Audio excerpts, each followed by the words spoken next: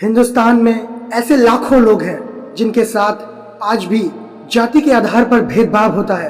भले ही आप में कितना टैलेंट हो, आपके विचार कितने भी ऊंचे हों, लेकिन कुछ लोग आपको जाति के आधार पर हमेशा हीन भावना से ही देखते होंगे। हिंदुस्तान आज भले ही कितना आगे बढ़ गया हो, लेकिन फिर भी जातिवाद को लेकर यहाँ के लोगों की एक अलग ही धारणा है। आज हम एक बौद्ध कहानी के माध्यम से जानेंगे कैसे महात्मा बुद्ध ने लोगों को समानता का संदेश दिया। गौतम बुद्ध वैशाली में धर्म प्रचार के लिए जा रहे थे। जब वे नगरी के बीचों बीच गुजर रहे थे, तब उन्होंने देखा कि कुछ सैनिक एक तेजी से भागती हुई लड़की का पीछा कर रहे हैं। वह डरी हुई लड़की एक कुएं के पास जाके खड़ी हो गई।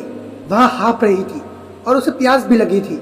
बुद्ध ने उस बालिका को अपने पास बुलाया और कहा कि वो उसके लिए कुएं से पानी निकाले और खुद भी पिए और उन्हें भी पिलाए। इतनी देर में सैनिक वहां पहुंच गए। बुद्ध ने हाथ से संकेत देते हुए सैनिकों को रुकने के लिए कहा। उनकी बात पर कन्या हिचकिचाते हुए बोली, महाराज, मैं एक अछूत कन्या हूँ। मेरे कुएं से पानी निकालने पर जल दूषित हो जाएगा। बुद्ध ने उससे फिर कहा, पुत्री, बहुत जोर की प्यास लगी है, पहले तुम पानी पिलाओ। इतने में वैशाली के राजा वहां आ पहुंचे। उन्होंने महात्मा बुद्ध को प्रणाम किया। सोने के बर्तन में गुलाब का सुगंधित पानी पीने को पेश किया। बुद्ध ने उसे लेने से इनकार कर दिया। बुद्ध ने एक बार फिर उस बालिका से अपनी बात दोहराई। इस बार बालिका ने थोड़ा साहस बटोरकर स्वयं भी पानी पिया और गौतम बुद्ध को भी पिलाया।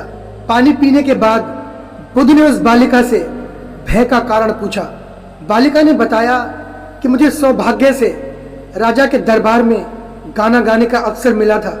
राजा ने मेरा गाना सुन अपने गले की माला मुझे पुरस्कार में दे दी, लेकिन उन्हें किसी ने बताया कि मैं एक अछूत कन्या हूँ। इतना जानते ही राजा ने अपने सैनिकों को मुझे कैद खाने में डालने का आदेश दिया है। मैं किसी तरह उनसे जान बचाकर यहाँ पहुंची थी कि आप मिल गए। इस पर बुद्ध ने कहा, सुनो राजन, मेरी इस बात को हमेशा याद रखना कि किसी इंसान की पहचान उसके धर्म या जाति से नहीं होती, बल्कि उसके गुणों और कर्मों से होती है। इस बालिका के मधुर कंठ से निकले गीत का आपने आनंद उठाया और उसे पुरस्कार भी दिया। जिस कन्या के कार्य इतने अच्छे हैं, वो अछूत हो ही नहीं सकती। यहाँ पर नीची सोच और अछूत कार्य करके आपने अछूत होने का परिचय दिया है। इसलिए मेरी नजरों में ये कन्या नहीं, आप अछूत हैं। वैशाली नरेश बुद्ध के सामने शर्मिंदा होने के अलावा और कर भी कह सकते थे। उन्होंने बुद्ध से क्षमा मांगी और वहां से चले गए। तो इस कहानी का सार यही है कि कोई इंसान अपने कार्यों और विचारों से बड़ा बनता है, ना कि अपनी जाति और धर्म से। तो दोस्तों, कैसी लगी आपको ये कहानी? कमेंट करके जरूर बताएं।